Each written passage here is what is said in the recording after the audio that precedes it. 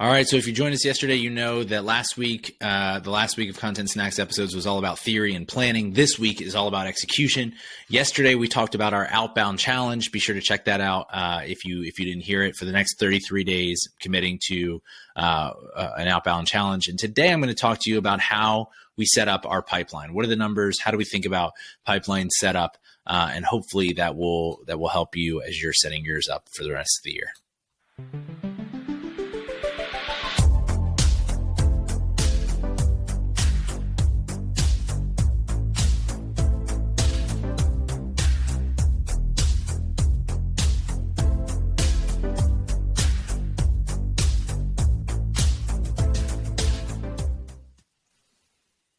Okay, so yesterday we talked about outbound, and that is the core. Doing that activity, doing that sales activity essentially is the core of our pipeline development. And so for you, that might be a show, that might be email outreach, that might be literally cold calling. We have a customer who knocks on doors. I've talked about them in the past.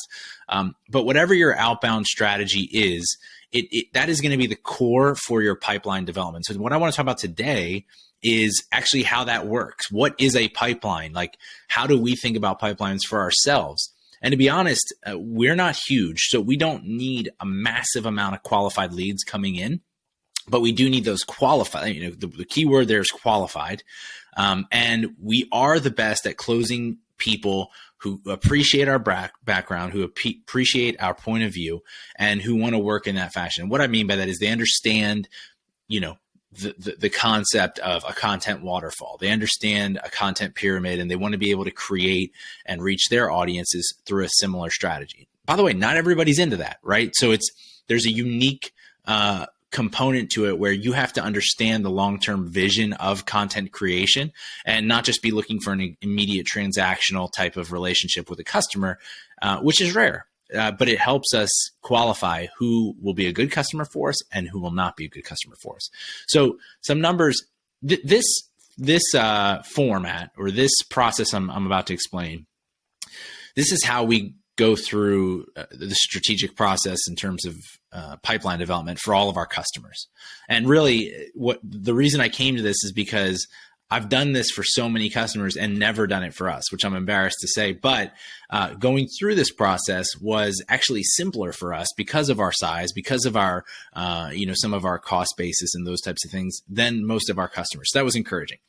Here are the numbers that we need to reach in terms of outreach when it comes to developing our pipeline. The first is we need to generate 258 qualified clicks.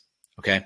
And the reason for that specific number, it's very specific, and I'm talking about on a monthly basis now, is that if you assume a 7% conversion rate, which is the average, if you're talking about Google and Facebook, Google has about a 4% conversion rate. Facebook has about a 10% conversion rate. So if you assume a 7, you split the difference, then we need to get 258 qualified clicks in order to get to our goal of one deal being closed a month. Let me break down the math of that. If we got 258 qualified clicks, that means that we're going to acquire 20 emails per week or 80 emails per month. Okay, that's at about a 7% conversion rate, which is very achievable, assuming, again, those 258 are actually qualified people. And then the way that you go through that is, creating the right types of content, putting it in the right places through organic and paid media, making sure your ad copy is effective, all those sorts of things. So there's a skill to it. It's not quite scientific, but the format is 258 qualified clicks. That would help us achieve 20 emails a week or 80 emails a month that we're adding to our database, our prospect database. And of those, both of those numbers, we are hoping to hold a new discovery call one time per week. So only 4 new customer discovery calls per month. And discovery calls are what we call our initial sales call, essentially. Okay. So when you go from 258 a month, we're really only looking for 4 people to raise their hand and say, I'm interested. Okay. Over the course of the month. Of those 4, we want to close 1. So again, these are very conservative numbers. We're going from 7% of the people that we ever reach out to, and then I didn't write down the second percentage number, but I think it's, whatever that is, 220. So we're, maybe 10% of those ish are effectively converting from email into some type of, or they're giving us their email.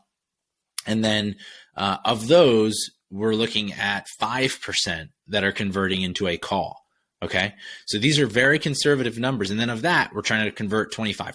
So I'm not going to break down from there kind of the budget of how we spend platform by platform, but I just want to show you that so that you can see how we think about growth. And you see this a lot online: growth marketing, growth hacking, whatever. At the end of the day, it's really just making sure you're getting enough at bats to do two things. One is to make sure that your conversation, the messaging that you have, is actually effective. Like if you're seeing 0 conversions, that says not something necessarily about the platform that you're on, but it probably says something about the messaging and what you're saying, right?